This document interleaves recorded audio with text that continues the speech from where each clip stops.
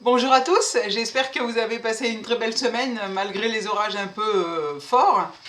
Et nous continuons notre exploration des pierres avec cette fois-ci 4 pierres qui favorisent la connaissance de soi, qui sont en accord avec le chakra du les chakras et donc surtout le troisième œil, et qui favorisent aussi la connexion avec le monde subtil.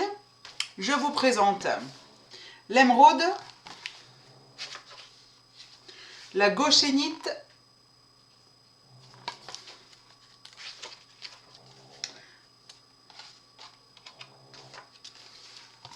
la morganite, morganite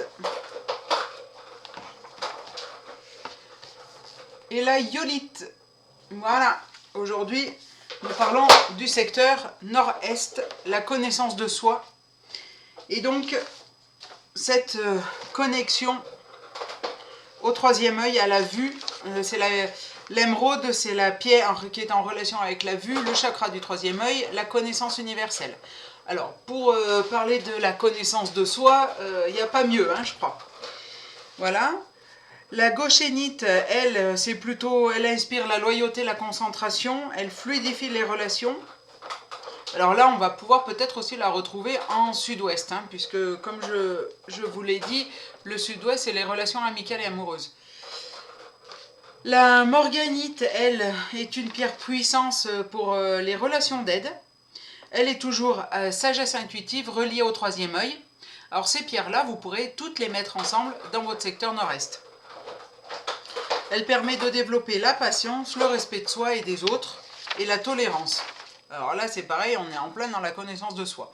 Je m'excuse pour le bruit de fond, parce que c'est Monsieur Horus qui s'amuse avec sa petite souris. Ensuite, nous parlons de la iolite qui signifie violet, de par sa couleur. Cette pierre donc vibre en harmonie avec les signes du Sagittaire et du Taureau.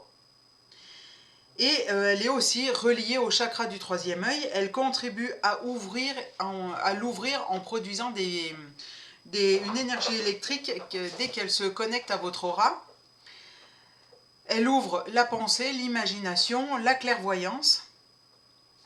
Elle permet aussi d'abandonner les peurs qui sont liées au voyage intérieur, les vies antérieures, etc. C'est vrai que moi j'ai commencé à explorer ça et je peux vous dire que ça perturbe quand même, hein, malgré tout. Elle est aussi appelée la boussole des Vikings parce qu'elle parraine l'esprit de voyage, des rêves, de l'intuition, de l'exploration et de l'illumination. Elle, pour les personnes qui perdent l'équilibre, eh bien, elle permet de le retrouver et de lutter contre un sentiment de désorientation et de démotivation. Elle permet aussi d'assurer de nouvelles responsabilités avec plus d'assurance et d'endurance. Elle permet, alors pour les chamans, d'ouvrir la vision, puisqu'elle va faire le lien entre le monde terrestre et le monde subtil. Et elle permet une élévation spirituelle. Elle permet aussi d'amener les choses qu'on veut dans sa vie. Elle stimule la mémoire, soigne, entre guillemets, atténue les insomnies, les cauchemars et les troubles du sommeil. Voilà, voilà. C'est tout pour aujourd'hui. J'ai fait une vidéo courte, hein, presque 4 minutes. Pour les personnes qui sont dans le coin, eh bien, sachez que je fais les marchés d'Entraigues les mardis soirs de 18 h à 22 h. Possiblement celui de la Motte d'Aveillan le 19 août prochain, qui sera aussi nocturne. Si vous souhaitez une expertise Feng Shui, une question, que je réponde à une question pour un tarif moindre, ou un conseil Feng Shui, un nettoyage énergétique de l'habitat, je suis là à marilenallegre@gmail.com. Si vous avez aimé cette vidéo, likez, partagez sur tous les réseaux et on se retrouve la semaine prochaine pour parler d'un nouveau secteur. À bientôt!